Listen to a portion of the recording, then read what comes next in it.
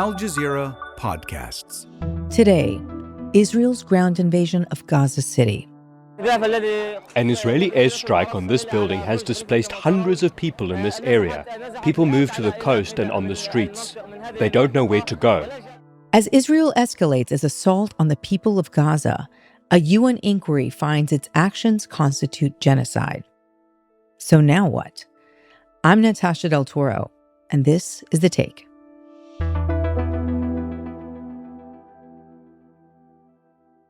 Hi. Before we continue with today's show, if you're watching us on YouTube or Spotify, please leave us a comment and let us know what you think about this episode and what stories you want us to do next.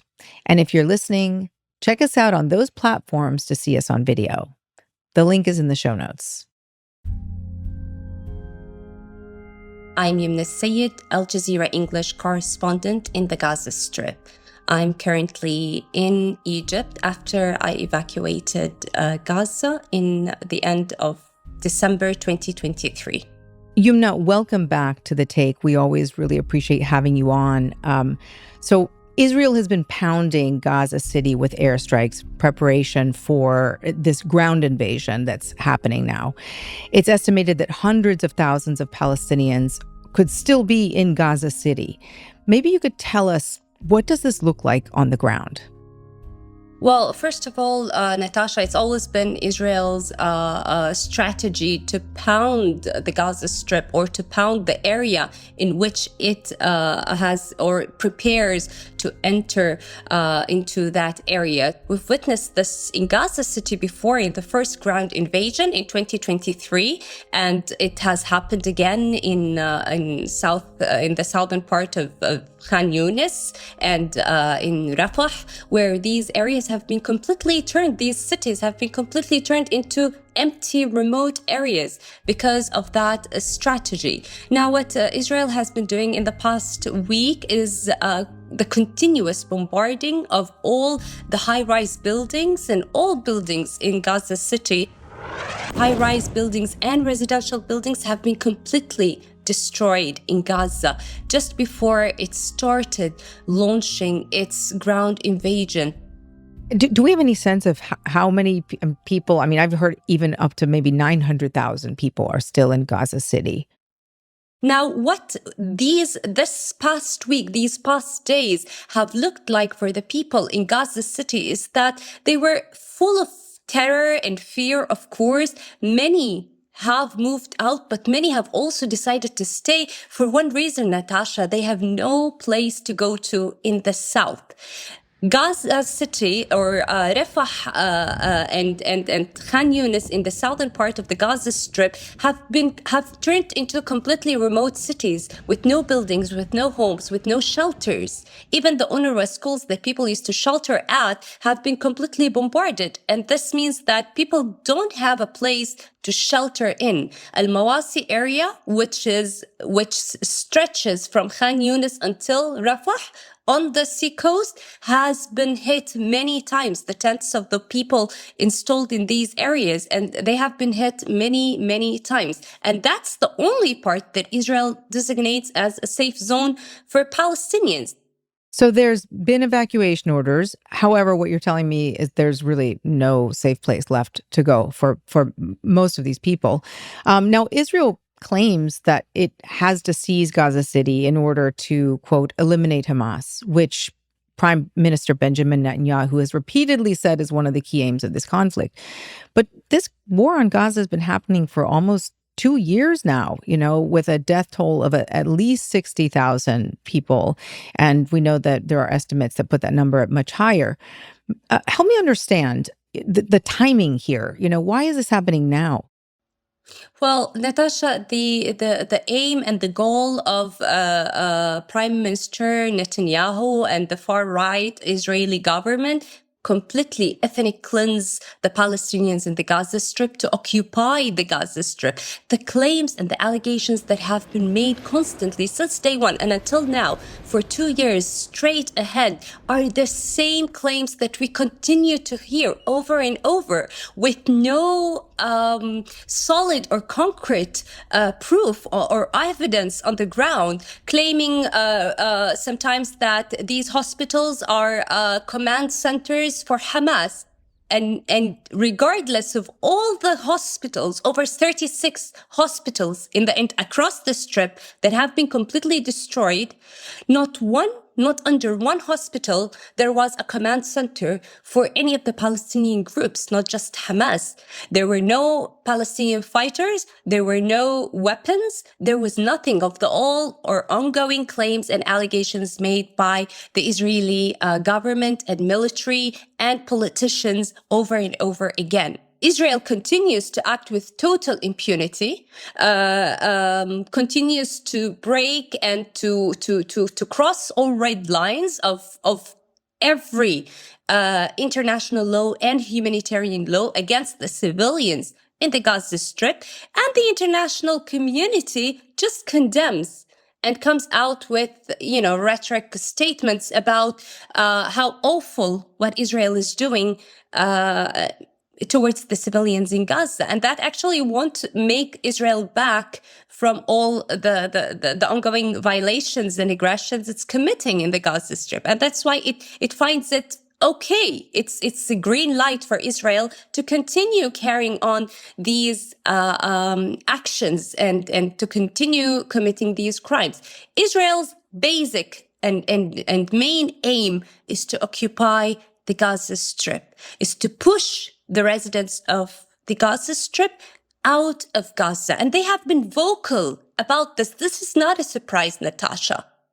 And Youmna, I want to dig into this international response a little bit deeper later, but I still want to understand kind of what this looks like on the ground right now. You have family and friends in Gaza City. Have you been able to talk to any of them? I mean, what have they told you about what's happening, and what does this look like? I mean, have they seen tanks rolling in, boots on the ground? What's going on?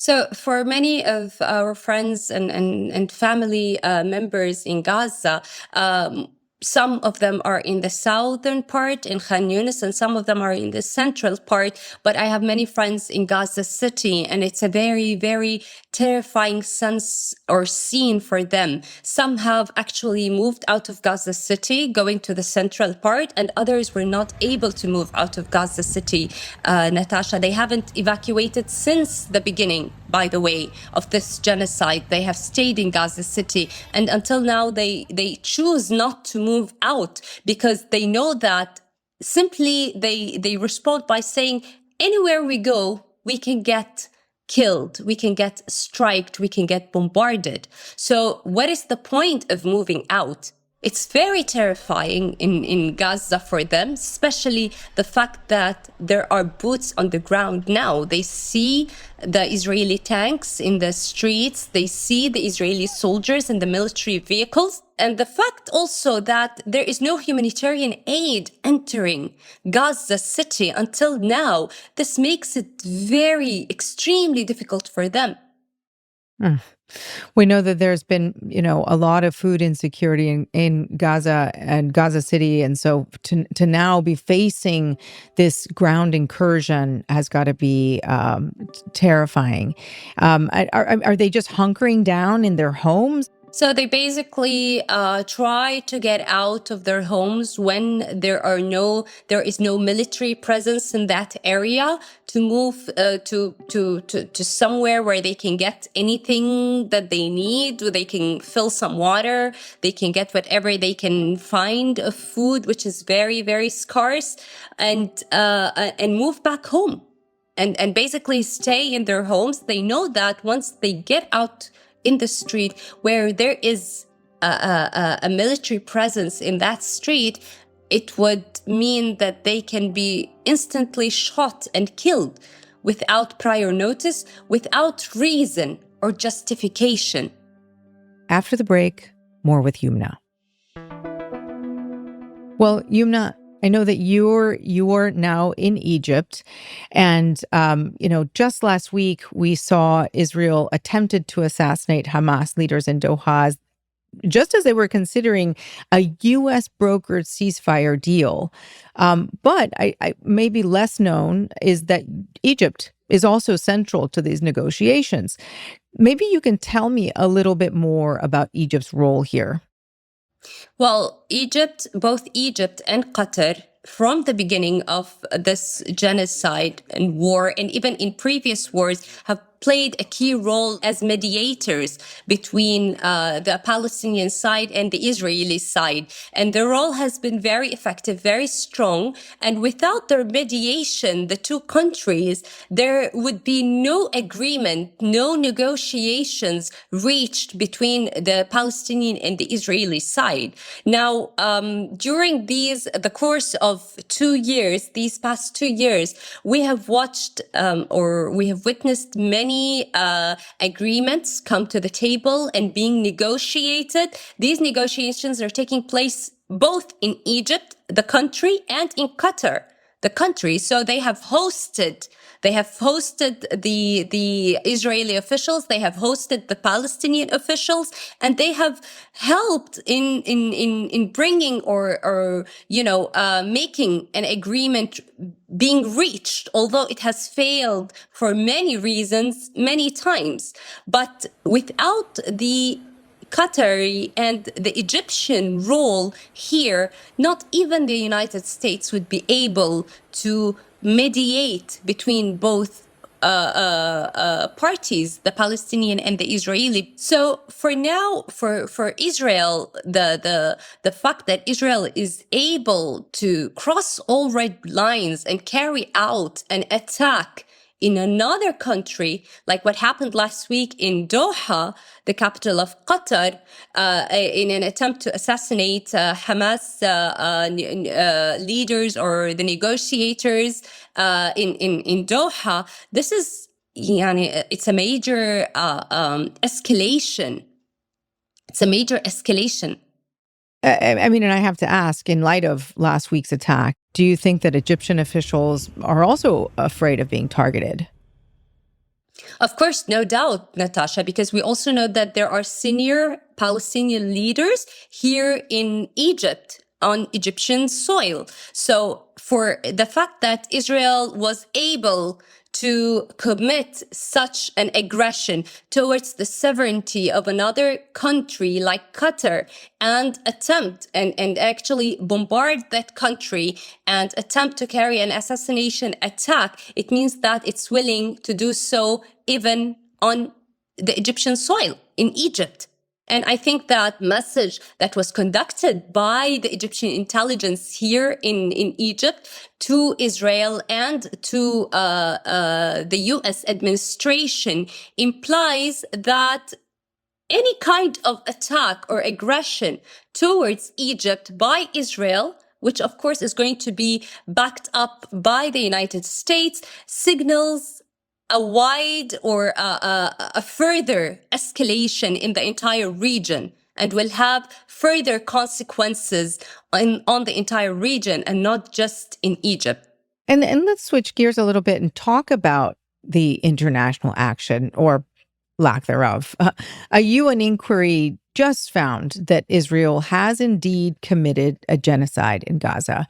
This is it's a landmark moment after almost 2 years of war.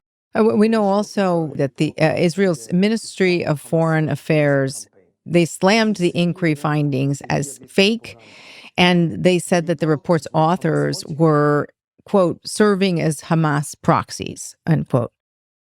Of course, Israel's response is just like its previous responses on reports like Amnesty International that found also that Israel is committing genocide in Gaza. And now the UN inquiry, which is the same, that Israel is not committing genocide in Gaza. It is not it's not displacing the population. It's not starving the population.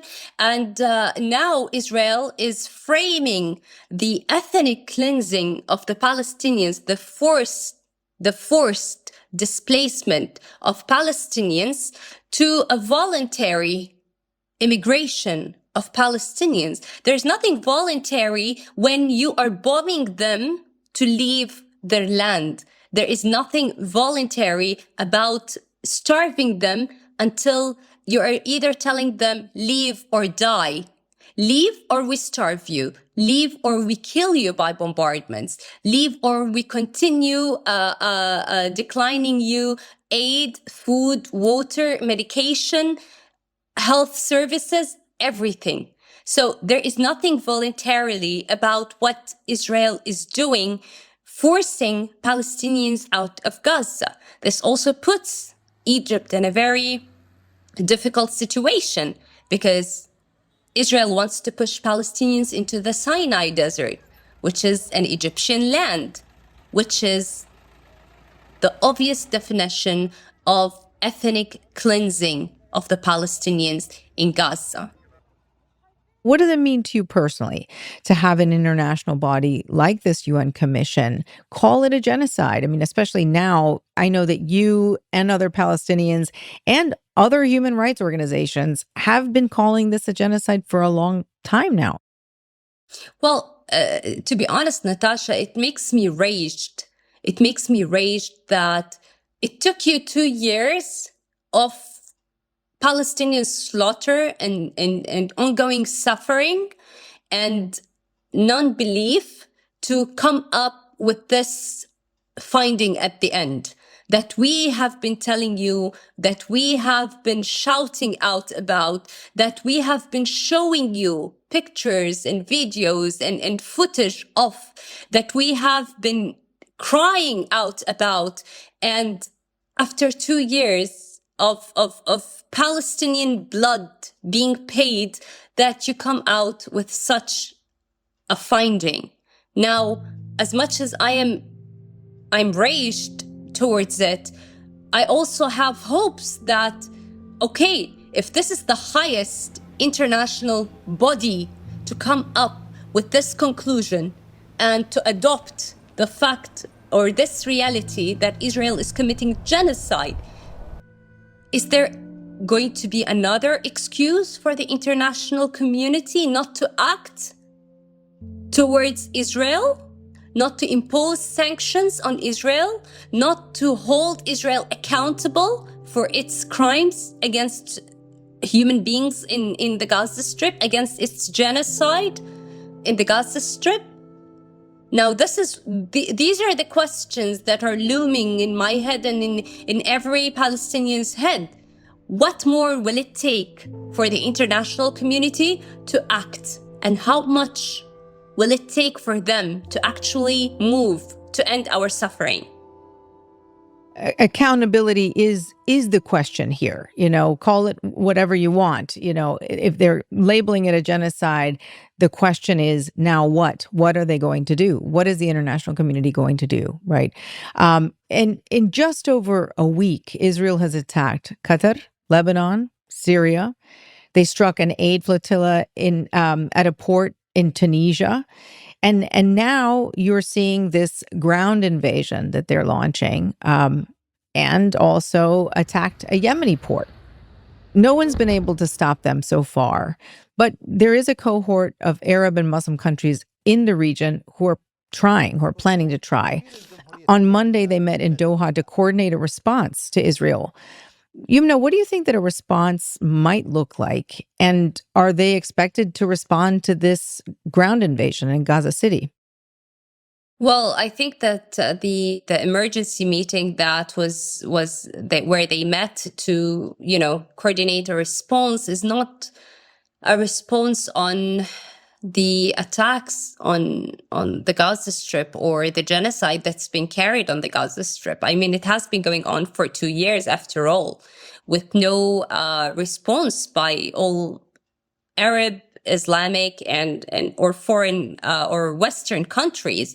I think that the main aim and the main reason behind their meeting is because of the Israeli attack on Doha, on Qatar. It was a shock that after all the mediation that Qatar has been carrying out for these almost 2 years, that now it striked so easily like that without notice, without holding Israel accountable for what it has done, for such a grave violation, let's say, against the sovereignty of another country. But regardless of all the meetings that were conducted and conferences, emergency conferences that were conducted in the past 2 years, for the sake of the aggression on the Gaza Strip, nothing on the ground has helped end or seize or bring a ceasefire or end the aggression on the Gaza Strip or the Palestinian people. Well, Youmna, thank you so much for coming on The Take. We always appreciate your take when you come on. Thank you. Thank you so much, Natasha. I really appreciate it for having me on your show again.